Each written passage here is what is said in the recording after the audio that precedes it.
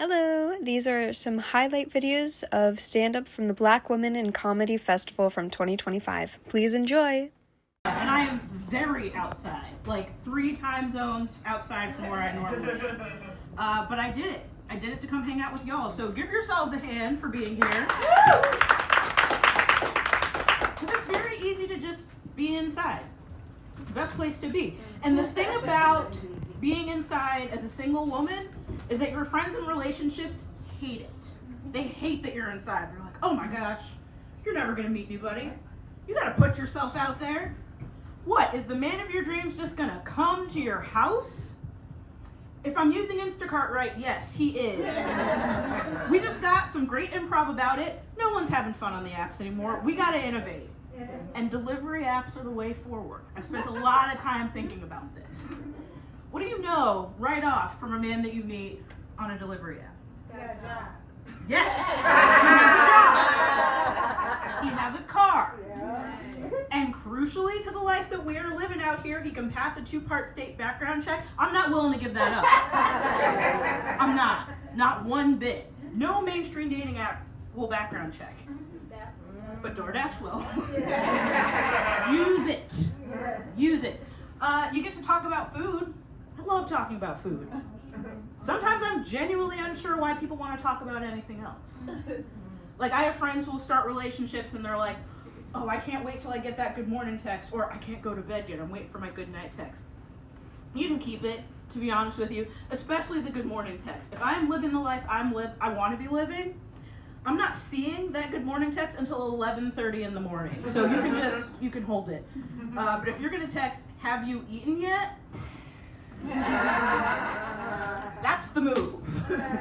I have told a man who texted me that when we were dating, that's the sexiest thing you've ever said to me. I have told a man who texted me that when we were not dating, you can't speak to me that way if we're not gonna be going out. That's how seriously I take it. And then when you think about the dating app prompts, like, everybody knows how you're supposed to answer the questions, right? So we all are out here saying the right things and then doing different things. No, I need to see what you're gonna do. Like, all right, you are adaptable, you pay attention, you have attention to detail. All right, we've got an ingredient substitution. What are you gonna do? So if you're gonna send a message and say, hey, my pasta sauce is out, but I can't find the other one. No, we don't do learned helplessness in my house. You find somebody and you ask a question. But if you can then say, your pasta sauce was out, but I found one with similar ingredients. Yeah, you get that pasta sauce, go ahead and get the rest of the list, add condoms on me, bring my bags, pack your bag. We did it, everybody. We got there. And in fact, I had a great experience with this a couple weeks ago. Like, this used to be a theory, but now it's actually working. That's the best part. I got a DoorDash grocery order a couple weeks ago, and I wanted those juice shots, like the juice boosters, ginger, turmeric, whatever. And I wanted them in a 4-pack. I got a message from my Dasher. He said, hey, the 4-pack that you want is out. If you want the same flavor, I can get you 4 individual ones. Or if you're attached to the savings, I can get you a different flavor. What do you want to do? Guys, solid communicator. Yes. Attentive problem solver. And respects my right to choose. Ooh.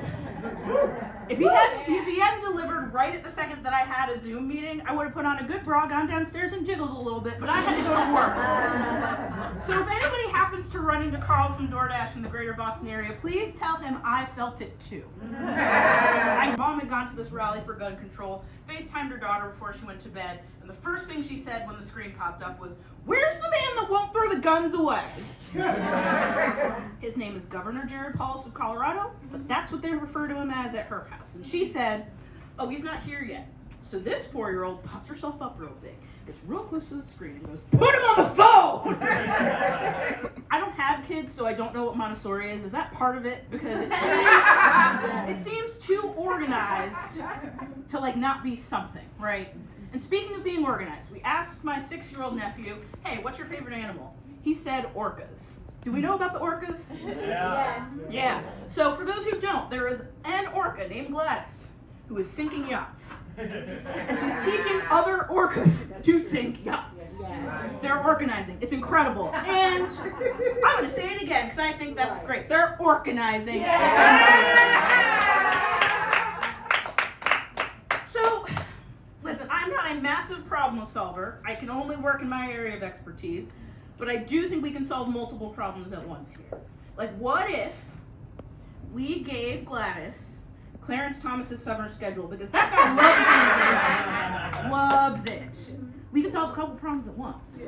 So, for the purposes of the devices that, of course, are listening, that is not an incitement, that is a question. It is just a question. Don't worry about it. But yeah, this is the kind of energy that I'm getting from my friends' kids. But even though they're super progressive and they're learning a lot of different things from how we grew up, they do notice patterns, which means I get a lot of questions of, where's your husband? Where's your boyfriend? And then I have to tell a 3-year-old, I don't know you well enough to get into that. Now, does anybody in here have kids? Yeah. Great. So, question for the parents in the room. When they ask, where's your husband or where's your boyfriend? What is the kid-appropriate way of saying the vibrator technology has gotten too good? Because listen, I'm not trying to lie to anybody's kids. I know I'm supposed to tell the truth, but I'm also not ready to start a conversation that they are not ready for. So what do? I'm in a real pickle, folks. I don't know what I'm supposed to do. But it's true. The vibrator technology has gotten too good. Like, I live in Boston, a major tech hub, so we have conversations all the time about, like, the sex robots are coming. The sex robots are coming. The sex robots are here. I'm coming. We did it. We did it. Now, that being said, I'm not prepared to fully outsource it to the robots. So I do augment that experience with something called audio erotica. Do we know about audio erotica in this room? Yeah. Yeah. Oh, see, thank you for the confident yeses. Because sometimes someone would be like, yeah, and then refuse to answer any follow-up questions. So if you don't know what audio erotica is, it is porn for nerds with imagination. That's all. That's all.